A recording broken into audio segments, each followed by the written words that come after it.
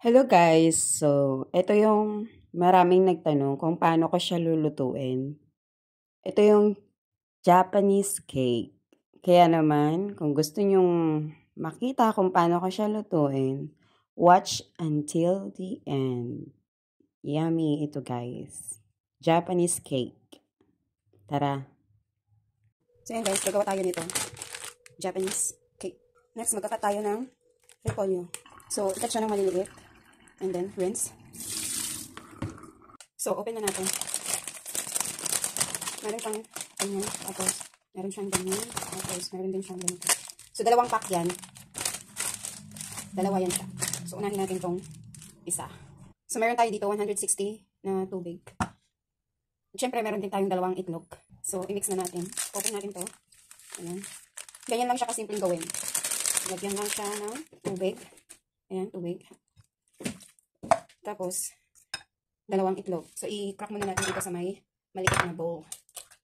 Para tingnan natin kung okay yung egg or hindi. Baka hindi tayo ma-fail sa ating mix. Ayan. So, i-mix natin to. Ayan. Tapos, i-mix na din natin yung dalawang egg dito. Ganyan lang siya. And then, next. Sa mga nagtatanong, yung una kong post na luto na siya. So, ito yung 1 by 1 na cooking. Kung paano ko siya iluluto. So, i-mix natin yan na ganyan. So, ito na yung ating repolyo.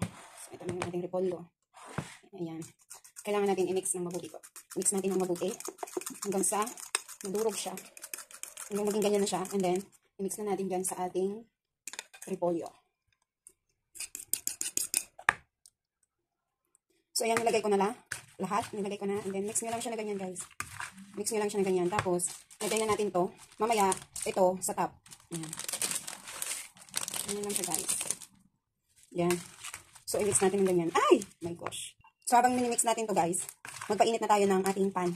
Para pag okay na to, pwede na yung pan natin. So, ito yung pan na paglulutuan ko, yung non-sticky pan. Lagay ko lang sa medium heat. Ayan. O, diba? Pag mainit na yung pan natin, kuha tayo ng konting butter. Ayan. Ito yung butter ko. So, itunaw natin dyan. Habang, matutunaw na siya. Ayan na natin. Ano ba? So, ayan. So, okay na yung butter natin. Mainit na. Lagyan na natin yung ating mixture. Ayan, ganyan lang. Tapos, ayusin natin siya. I-spread natin ng ganyan. Para maganda siya tignan. Para kabilog siya. Yan. Bakit tinidor? So, ayan, ayusin lang natin ng pabilog. Para mag-style, siya, pancake. So, hayaan lang natin siya ng mga, 10 minutes, ganun. Pero nasa low fire lang siya, para hindi siya masunog. Yan. So, ganyan na siya, guys. Pwede na siyang galawin. Yan. Paano ba?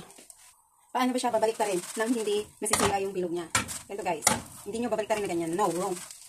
Basta iganyan nyo muna. Pag alam nyo ng medyo luto na yung sa pinakailalim. Kuha tayo ng plate na ganito. Yung flat. Tapos ilalagay natin dito mamaya. Tapos ipiplit na lang ng ganun. Ipiplit na lang ng ganun mamaya. Papakita ko sa inyo kung paano. So ayan, medyo malapit na yung sa ilalim. Pwede na siyang baliktarin. Pero for now, hindi ko pa siya baliktarin kasi gusto ko maluto siya ng konti. Yung sa ilalim niya. Yan. So, okay na guys, yung natin. Ganito ko siya binabaliktad. Ganito ko siya piniplit. Para hindi masira. Yan. Diba?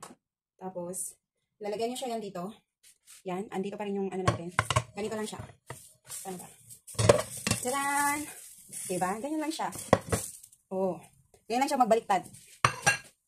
So, nilagay ko ulit siya sa lutuan. Ganyan na siya. Yan na yung baliktad niya. So, parang nag-confirm na siya na mag-cake na siya. Hindi ko na nilagyan yung ilalim niya ng butter. Parang hindi tayo masyadong magka-butter. Oil din yun. So, pero healthy pa rin siya. Ganyan na lang siya. Ayan.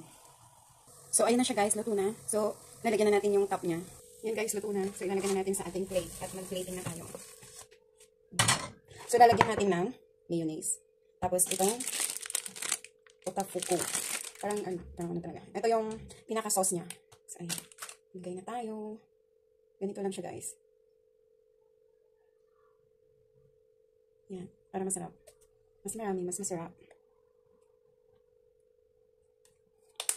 So, maglagay din tayo ng mayonnaise, syempre. Lagay natin dito.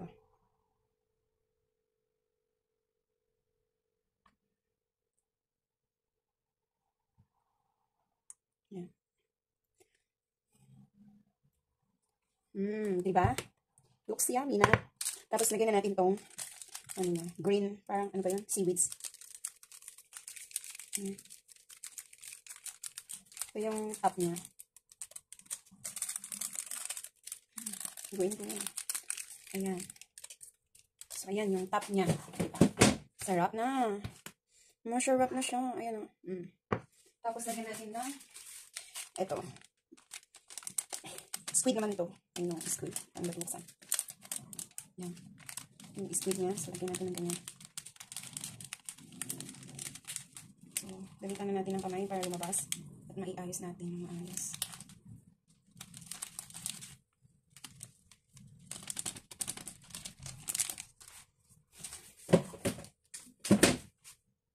So, ayan na yung ating Japanese cake. Ano to? Basta ito na yun siya, guys. Diba? It's yummy. Tadaan! It's really hot, pero okay na. It's yummy! So, ikat na natin para matikman.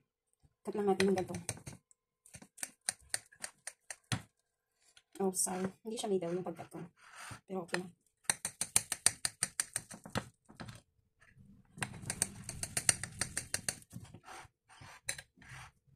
It's yummy siya. So, ayan na siya, guys. Ngayon, ayan na siya.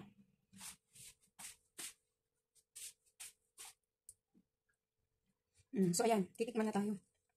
Wow! Diba? It's yummy. So, ayan na, guys. Napakasarap naman niya talaga.